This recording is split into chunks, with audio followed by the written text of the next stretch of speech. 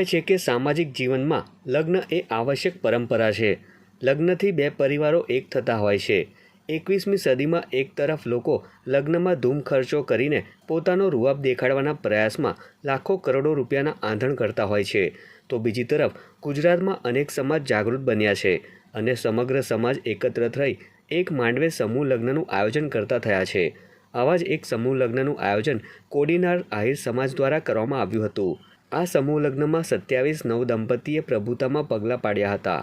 આ સમૂહ લગ્નમાં કોડીનાર, તાલાળા, ઉના તેમજ વેરાવળ તાલુકાના તમામ આહિર સમાજના આગેવાનો, સભ્યો તથા આહિર અગ્રણીઓ તેમજ કોડીનાર તાલુકાના તમામ આહિર સમાજના લોકો ઉપસ્થિત રહ્યા હતા।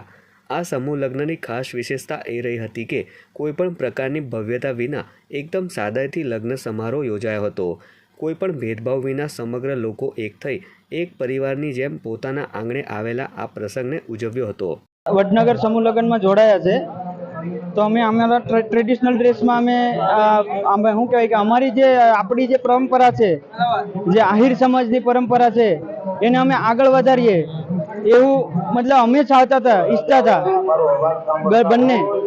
તો હવે આગલા સમૂહ લગ્નમાં એવું મતલબ હું એવું ઈચ્છું છું કે આગલા સમૂહ લગ્નમાં બધા જ માંડવા જો ટ્રેડિશનલ ડ્રેસમાં હશે તો એકદમ શું કહેવાય કે યુનિક લાગશે।